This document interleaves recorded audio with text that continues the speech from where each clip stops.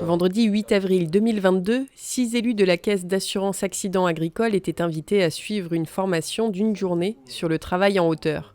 Proposée par la C3A en partenariat avec la Chambre d'agriculture d'Alsace, cette formation s'adresse aux exploitants et salariés agricoles avec une prise en charge partielle par les fonds de formation Vivea et Ocapiat. Si on ne peut pas éviter le risque, on va essayer de réduire au maximum. Et là, le but, c'est de faire en sorte de ne pas tomber. Il faut quand même savoir que c'est la deuxième cause d'accident mortel au travail, la chute de hauteur. C'est pas négligeable, avec des conséquences souvent graves, voire même mortelles, hein. Et pas forcément très haut. C'est ça le souci. On n'est pas forcément très haut, on n'est pas forcément...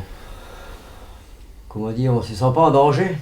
On ne se sent pas en danger parce qu'on n'est pas très haut. Et puis finalement, quand on chute, on se rend compte que ça fait très mal quand même, hein, même si on n'est pas haut. Agriculteurs, viticulteurs, paysagistes, dans leur travail, ces 6 élus ont tous été confrontés à des situations qui nécessitent une intervention en hauteur, entraînant parfois des accidents.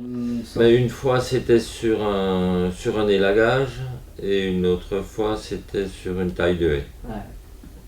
C'était sur une taille de haie, donc les solutions sont parfois très difficiles à trouver. Ouais. On a du mal à s'imaginer un temps de préparation tellement long pour une intervention tellement courte. Ouais, c'est ça. Pour beaucoup de choses, hein, que ce soit le lavage de vitre ou du La réalité économique lavage de après, haie ou... vite, Ouais, c'est ça. Ouais. C'est pas ça, c'est souvent le problème, c'est les gars eux-mêmes. C'est ça. Je dis non, on va quand même pas s'emmerder Ouais, c'est ça. à monter un échafaudage pendant une journée pour tailler un petit bout de haie. On y va vite à l'échelle et dès que le patron il est parti, on le fait vite. Changer des plaques de toit, nettoyer la gouttière d'un bâtiment, réaliser une maintenance sur ses panneaux photovoltaïques, sur son méthaniseur ou monter sur une cuve en cave, le risque est réel, parfois même redouté. Mais parfois, l'aspect économique freine aussi l'exploitant. Et un autre problème qu'on parle très rarement et il y a déjà eu des accidents, c'est découvrage des silos. Donc enlever les boudins ou les pneus des silos. Et avec un front d'attaque qui en général qui est entre 2,50 m, voire 4-5 mètres de haut, avec du maïs qui à la limite peut tomber. Donc c'est imprévisible, quoi. Et là il n'y a pas de solution, enfin, je ne sais pas au niveau... Bon, il y a des systèmes mécaniques pour l'enlever, mais pareil, ça c'est pas adaptable à tous les silos et c'est pas... Et au coût, quoi. La ligne de vie par exemple, c'est des options. Et on va être forcément amené à un moment donné ou à un autre d'intervenir, alors soit soi-même, soit par des sous-traitants. Et donc c'est bien dès la conception des projets de voir aussi tous les aspects sécurité et intervention qui peuvent être rattachés à ça, quoi. Tous les moyens qui existent aujourd'hui pour se protéger. C'est vrai que ça a un coût. Ça a un coût, ça prend du temps, c'est aussi un coût le temps, hein. Maintenant, c'est vrai que quand on a un accident, quand on se retrouve avec une main cassée ou voire plus, hein, c'est aussi un coût, hein. C'est des coûts indirects dont on ne se rend pas forcément compte. C'est aussi une perte de temps, c'est voire même plus, hein. Si on se base par exemple sur l'année dernière, en Alsace, il y a eu à peu près une 50aine d'accidents liés aux chutes de hauteur en Alsace que dans le milieu agricole. Et du coup, en Alsace, mais aussi partout en France, c'est vraiment une priorité, quoi, de former les agriculteurs sur cette thématique. L'objectif, quand ils vont changer une plaque, nettoyer leur gouttière, ou ça peut être, imaginer tous les travaux sur une exploitation, qu'ils aient au moins des notions et des connaissances sur comment travailler en sécurité en hauteur. Par exemple, l'année dernière, il y a quand même un ancien exploitant qui s'est tué en traversant son toit. En voulant changer une plaque.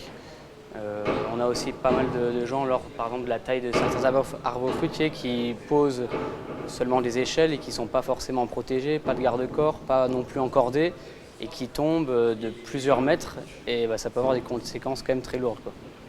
La sensibilisation au danger passe par la présentation d'exemples concrets, d'articles de presse relatant des accidents, des photos, des vidéos. Au-delà des conséquences médicales que peuvent entraîner des chutes de hauteur, la responsabilité pénale d'un exploitant ou chef d'entreprise peut être engagée. C'est jeté, hein. Il est rigolo, Hein? il est rigolo encore. Il est à quelle hauteur là? Oh, 5 mètres. Non? Ouais, 4-5 mètres. Ouais, Il tombe sur le bassin. J'ai regardé la vidéo jusqu'à la fin, jusqu'à ce qu'elle coupe, il se relève plus. Aujourd'hui, on le fait avec des exploitants agricoles. Elle n'est pas obligatoire, bon, elle est fortement conseillée, mais si on se met à la place d'un chef d'entreprise, dès qu'il demande à ses salariés de faire du travail en hauteur, et ben à ce moment-là, il est obligé de former ses salariés dans le cadre du travail en hauteur. Il est important de ne pas foncer tête baissée pour une intervention en hauteur. Quelques questions simples permettent d'analyser la situation en amont. Très bonne analyse globale du travail à effectuer, de l'environnement dans lequel on va évoluer. Et puis l'équipement, le personnel, si le personnel qui est chargé de le faire est bien équipé, bien formé, en bonnes conditions physiques bien sûr. Et puis comme dit, l'environnement c'est important, quoi. Bien analyser d'un jour à l'autre au même endroit, les situations ne sera peut-être pas propices à faire le travail qu'on faisait peut-être la veille. Hein. On le voit aujourd'hui, il y a du vent, il y a un peu plus de vent, il pleut, demain il fera peut-être beau, la semaine prochaine il y aura peut-être du verglas. Donc tout ça, ça fait partie de l'environnement. Ensuite, les hauteurs de travail aussi, l'état du matériel, les cordes, les EPI, l'échelle. 2 personnes, hein, c'est important, très important. 2 personnes formées, savoir comment faire intervenir si un des deux a fait un malaise ou fait une chute, hein, donc pouvoir récupérer son collègue. C'est très important et ça, il faut sensibiliser les gens là-dessus. Cette formation comprenait également la présentation d'EPI anti-chute au travers d'exercices pratiques, d'abord au sein d'un entrepôt de Distel, puis en conditions réelles sur l'exploitation du lycée agricole d'Aubernais. Le formateur a pu réaliser une démonstration d'évolution sur un toit étape par étape avec l'usage d'un système appelé Sécuriplaque. Cette formation permet une sensibilisation générale sur le travail en hauteur. Mais les stagiaires sont invités à venir avec des questions personnelles, des photos de leurs installations, pour avoir une réponse au plus près de leurs besoins en équipement de sécurité.